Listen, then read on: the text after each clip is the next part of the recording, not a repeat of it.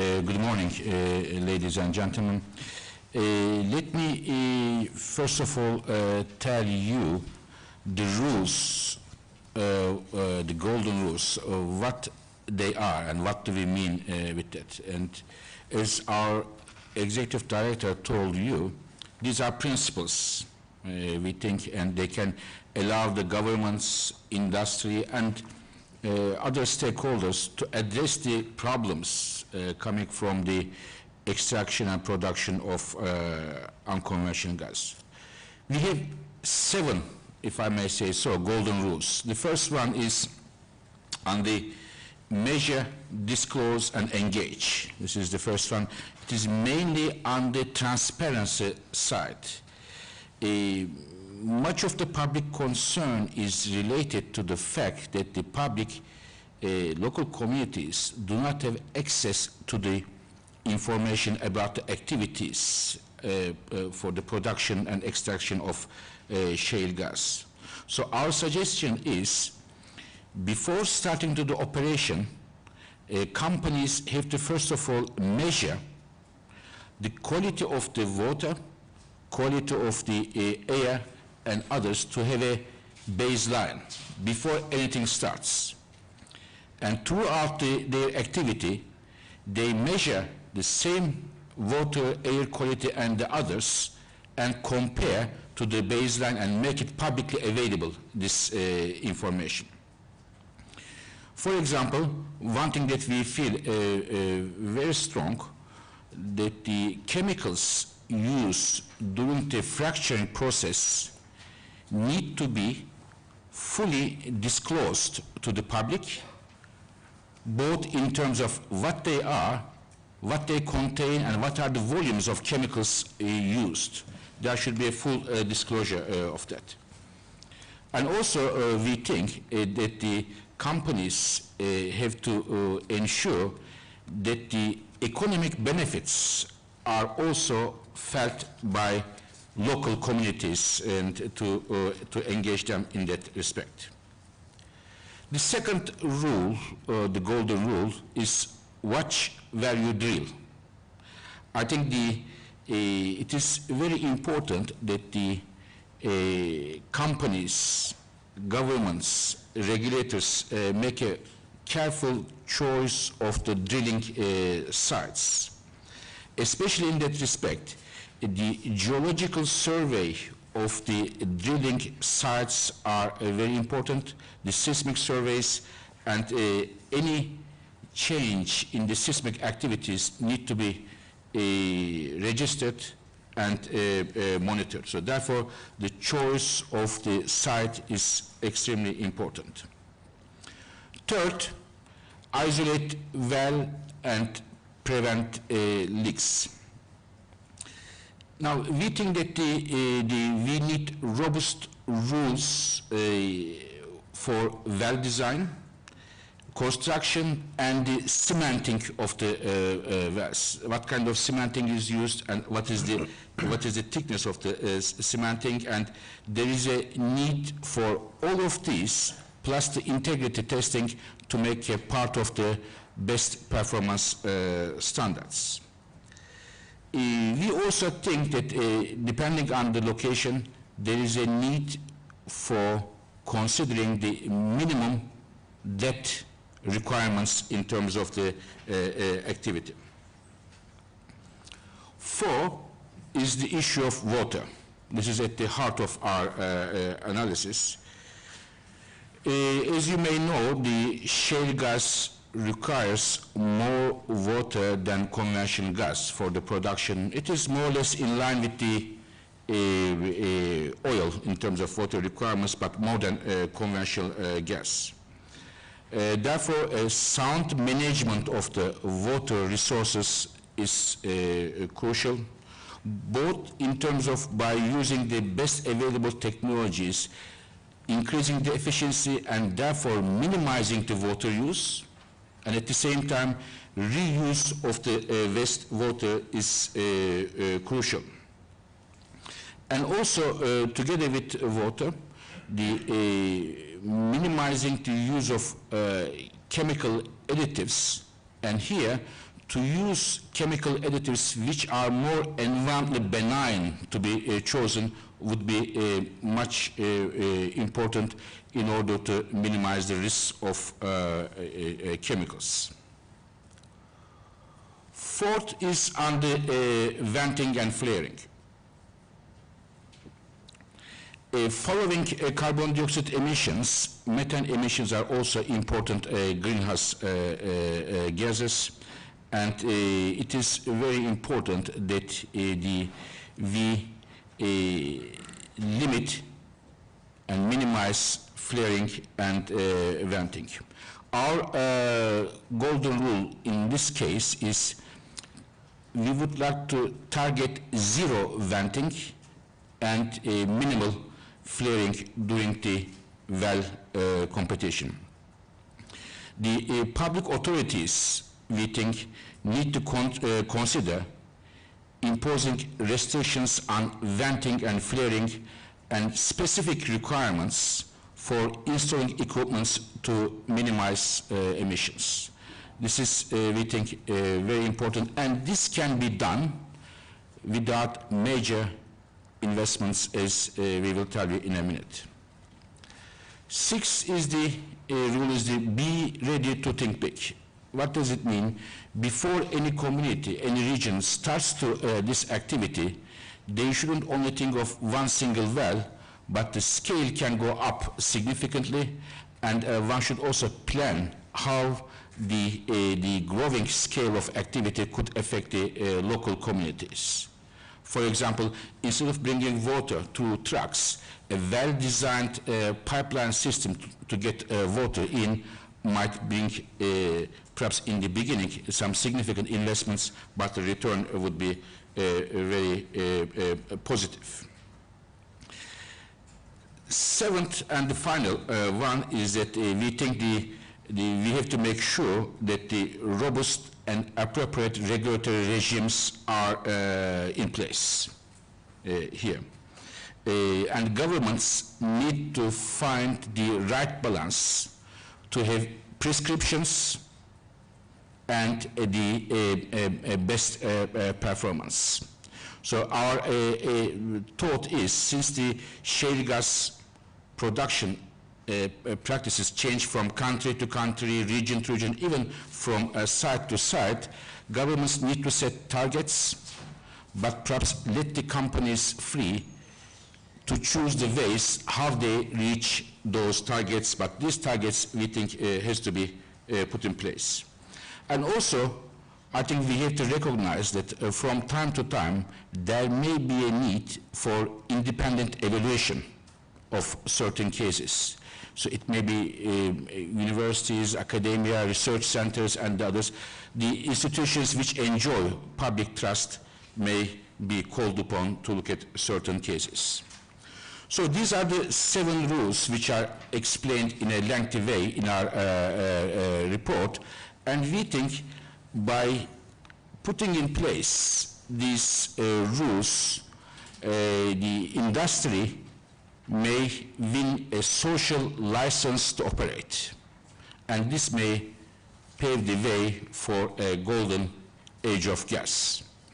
And therefore, we thought, if as a result of this, fulfilling these objectives, if more and more countries, as our executive director told you, make use of their unconventional gas resources, how would it change the global energy system, and what are the implications of that? First of all, we think that the conventional gas still will grow in the next 25 years, but the main growth will come from unconventional gas. About global gas demand will increase about 55%, and about 2/3 of this increase will come from unconventional gas. In other words, if there will be a golden age of gas, this will depend on whether or not we will see a substantial growth in unconventional gas And the growth in substantial growth in unconventional gas will depend, we believe, on fulfilling the principles that we laid out. From which countries it will come? In terms of conventional, Russia will still increase its production about 150 BCM. Middle East and North Africa, Qatar, North African countries, altogether about 300 BCM. There will be still major growth coming from there. However, we believe that the growth is coming mainly from unconventional, and the growth coming from China, US, and Australia alone, the unconventional gas, will be more than total conventional gas growth. China is crucial here. China today produces about 15 BCM, and in 2020 we believe the Chinese unconventional gas may be even over 100 BCM. And this seems to be a strong growth, but this is still lower than the Chinese government 12th five-year plan, what they have put as a target. And Chinese government is making major efforts, significant subsidies for the unconventional gas production, and they are making other steps in terms of market and regulatory issues, but several challenges remain, such as the water issue in China. US and Australia will grow. Australia will be the key exporter in Asia Pacific. In addition to Japan, Korea, and China, new clients are there, such as Singapore, Thailand, and Malaysia. Of course, we also see that other regions are coming, India, Europe, and Indonesia, for the unconventional gas production. To summarize this picture, I think that it is not an exaggeration to say that the unconventional gas would fracture the status quo of the energy system and would lead to a major geographic shift in the sources of energy. Looking at the broader energy picture with other fuels, this is a different fuel consumption today, and we see, of course, growth in all the sources, mainly coming from renewable energies, but the biggest growth is coming by far from natural gas.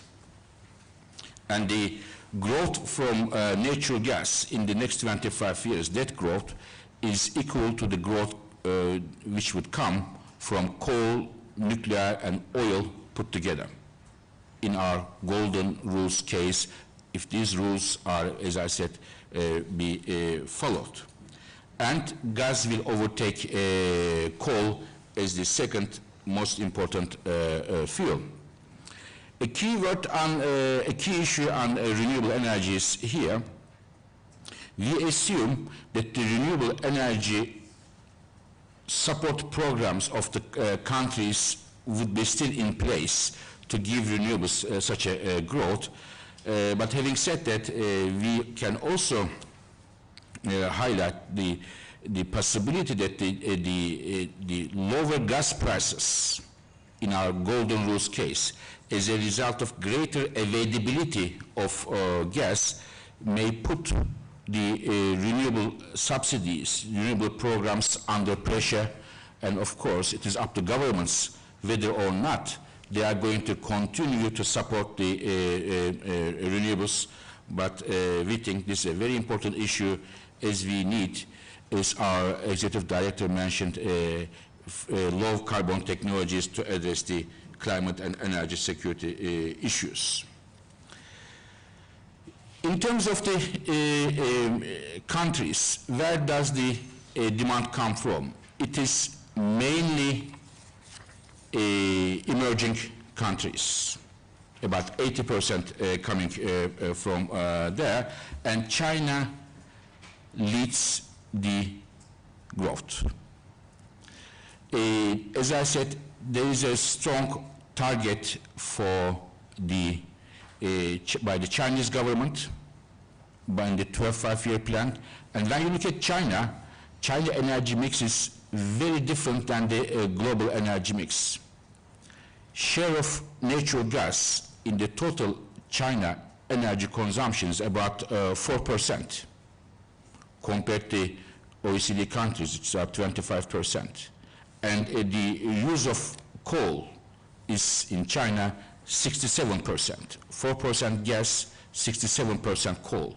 So Chinese government, in order to diversify the energy mix and also address the pollution issues, they set this target, and they are, as I said, making concrete policies in order to realize that very target. In the OECD countries, we also see that despite the slow growth of electricity demand, gas is going to grow mainly because of the lower gas prices, which could take place in the golden rules case if there is a, as we said, greater availability of gas. In terms of the sectors, it will be mainly electricity generation and industry. In electricity generation, there will be a stronger substitution of coal by natural gas. And in the industry sector, especially in the context of petrochemicals, we see stronger use of natural gas. And the cheaper natural gas would give a boost to the industries which use gas as a feedstock, such as petrochemicals, and we have seen, in fact, in the US, the rebirth of the petrochemical industry. And perhaps the next innovation, which we didn't assume in this work, but the next innovation in terms of natural gas use may well be on the transportation sector, using gas more and more in that very sector. Now, of course, to do this is not a very, from a concrete engineering point of view, not a very easy task. Just to put this in a context, today there are about 100,000 unconventional wells in the United States. And together with the conventional and unconventional gas, it is about 500,000 wells which have been built in the last 25 years. And in order to reach the levels of gas consumption I mentioned to you, we have to see about 1 million new unconventional wells to be drilled. So this is definitely a tall order, which is not an easy issue, and which would again have a lot of implications for the local communities in terms of activity, but also a challenge for the service companies. Out of this 1 million new wells, we think 500,000 to be put in place in US and 300,000 in China and the rest in the rest of the world. And I mentioned to you all these 7 rules. We also wanted to look how much would it cost additionally to apply the follow of these rules. What is the cost implication of that? What we have found out that it is not a big deal in terms of the money, and we have taken one typical well to analyze that. There are a couple of elements which will make the cost sum together, which puts about 7% additional money on the cost. If you follow these rules, you have to pay 7% more, mainly because of the higher spending and more time taking on cementing. This is, of course, a key issue to isolate the wells and prevent leaks. This is a key one. and to install separator equipment to eliminate venting and minimize flaring. Please remember this was one of our key rules. And using green, environmentally benign fluids and maximizing the use of water, and also to minimize the noise coming from rigs and others by soundproof, using soundproof technologies. All of this, application of these rules would increase the cost by 7%, which we don't think will be a game breaker. So in such a golden rules case, the picture is very clear. China will still import some gas, Europe will import some gas, but North America, US and Canada sees exports of natural gas, so do the Middle East and Russia. And these are, if these rules are applied and the companies win the license, social license to operate. We also looked what happens if those rules are not followed, and if the social and environmental problems caused by, in some cases, by the extraction of unconventional gas would slow down or stop the unconventional gas revolution, the opposite of the golden rules, which we call the what happens if the tide turns. Therefore, we made a scenario opposite to the golden rules case. When the rules are applied, lots of gas is available as a result of that, and the opposite, the counterpartner of that is the, we call it low unconventional case. And in this case, China, since the domestic production is very low, China has to import, and Europe has to import even more. And in North America, you see imports instead of exports. And in that case, Middle East and Russia would import much more, would export much more gas, because the domestic production in the other countries would be much less, and there will be more room for Middle East and Russia. The share of Russia and Middle East in a low unconventional case would be approaching to 50% international, in terms of international trade, which is about 43% today. So two different words. Of course, the traditional, it's a key issue from a traditional exporter's point of view. Finally, if we have to look at, in this context, the economic costs and benefits in a golden rules case, while US and Canada would make money from exporting gas, and China and European Union has some gas import bills, if there is a low unconventional case, if there is no growth in the unconventional gas, we see that in the case of US, there will be some import bill coming to the economy, and the China and European Union would have to pay much more for their imports. This is not only because their domestic production is lower, so they have to import more, but more importantly, in a low unconventional case, gas prices would be significantly higher than in a context where there is a lot of unconventional gas in the markets. So this is a key difference, gas prices, how they move in two different cases. The final point is that if in the low unconventional case, if we have less natural gas because of the not enough unconventional gas coming to the markets.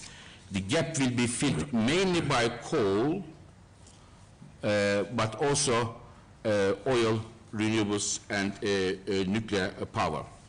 The carbon dioxide emissions, CO2 emissions, in the low unconventional case in 2035 would be 1.3% higher than the golden rules case. But in any case, none of these two scenarios, neither the golden rules case nor the low unconventional case, would bring us to a 2 degrees trajectory which we would like to see.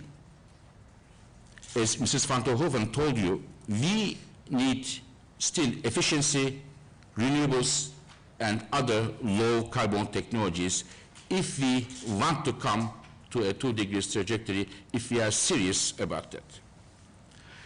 Let me finish our presentation by telling you that we think the golden rules, these principles we suggest today, can address the environmental and social impacts of unconventional gas and can make a golden age of a gas a reality. Without golden rules, without applying these rules or similar rules, without getting the social license to operate, it will be very difficult for the, to see a major boom in the unconventional gas business. And we think there is a need to be a continuous drive, interest, efforts coming from governments, industry, and other stakeholders to improve the performance of public confidence. We think that some of the concerns mentioned by the public, by other institutions, are legitimate, and there is a need to earn and maintain that public confidence. We believe that unconventional gas can transform the energy markets by putting downward pressure on gas prices, which is very important from a consumer's point of view, and secondly, broadening the diversity and the security of gas supply. And natural gas, when it replaces the fossil fuels, which have higher emissions than natural gas, it helps to reduce the CO2 emissions. However, it is not alone, not enough, not sufficient to bring us to a 2 degrees trajectory. Let me finish by telling you that some 4 years ago we said in London in a World Energy Outlook meeting that the world is going to see a silent revolution starting in the United States in terms of natural gas. Last year we made a report, are we entering a golden age of gas, with a question mark. That question mark was not by coincidence. It was intentionally so because we thought this issue of the social and environmental implications of shale gas production can be a roadblock to golden age of gas. And now we have this report coming to you with our suggestion of golden rules. And as was announced by our executive director, we are now creating a high-level platform on key policy and regulatory issues at the IEA to build on the golden rules with our member countries and other non-member countries in order to push this agenda forward and at the same time respond to G8 leaders' requests in Camp David. Thank you.